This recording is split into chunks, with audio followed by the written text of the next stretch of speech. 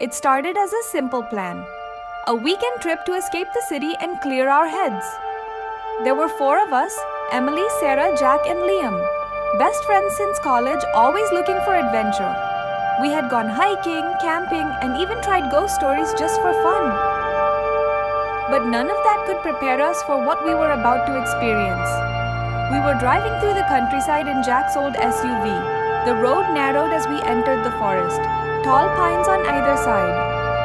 Fog began to settle, making everything look mysterious. "This place is straight out of a horror movie," Liam said, laughing as he rolled down the window. "All we need now is a haunted house." "Don't jinx it," Emily said, shivering slightly. "We're just here to relax, not find ghosts." Jack smirked. "Actually, there's an old mansion about a mile ahead."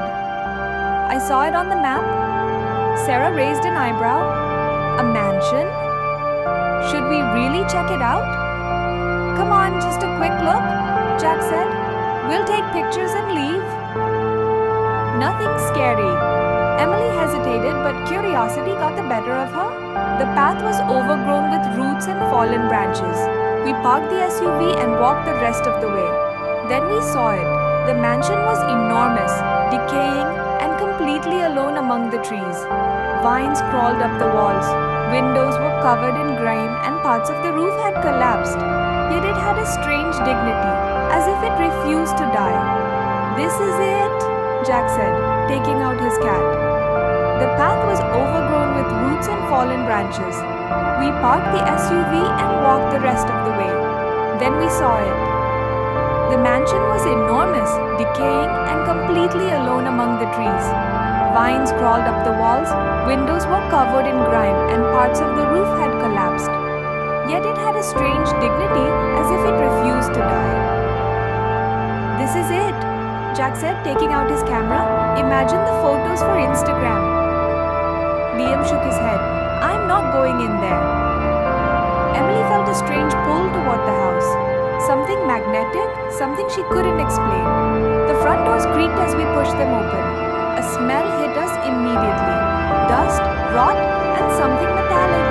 The air was still, too still. "Mara? Imagine the photos for Instagram." Liam shook his head. "I'm not going in there." Emily felt a strange pull toward the house. Something magnetic, something she couldn't explain. The front doors creaked as we pushed them open. A smell hit us immediately. Dust, rot, and something metallic. The air was still, too still. The main hall was huge. A chandelier hung overhead covered in dust. Faded portraits lined the walls. A man, a woman, and 2 children. But someone had scratched out their faces. Emily shivered. "This place gives me the creeps." "Maybe squatters lived here?" Sarah said, trying to sound brave. The dust was thick, no footprints, no signs of life, just silence. As we moved deeper, each step echoed like a whisper.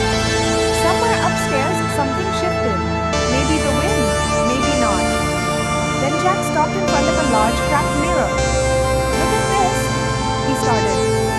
Emily turned to see what he meant. Jack froze. "There's someone behind us." We all spun around. Nothing. Emily's heart pounded. "It's probably just a reflection," she whispered. "Let's check the top floor," Jack suggested. "Maybe we'll find something interesting." The stairs groaned beneath our feet. Dust floated in the air. At the top, a long hallway with several doors greeted us. One door was slightly open. Liam stepped forward. "I'll check." Inside, the room was small, filled with broken furniture and cobwebs, but on the bed lay a doll. Not old, not dirty, but clean. Out of place? Liam picked it up. "This is weird. It shouldn't be here." Emily felt uneasy. "Put it back." "I don't like this." As soon as he did, there was a knock. Knock, knock, knock. Slow, deliberate. We froze. "Probably just the wind," Jack said, though his voice shook. Near the door was an old family photo. The faces of the mother and children were scratched out, but the father's face, it seemed almost alive, almost watching us. Suddenly, door slammed shut behind Liam. He jumped back. What the? We rushed to open it. Locked. Knock, knock, knock. Let's go, Sarah shouted. We didn't hesitate. Down the stairs, out the front door, gasping for air. The SUV was still parked where we had left it. As Emily started the engine, a faint glow appeared in the upstairs window. A shadow moved slowly behind it. Emily didn't look back.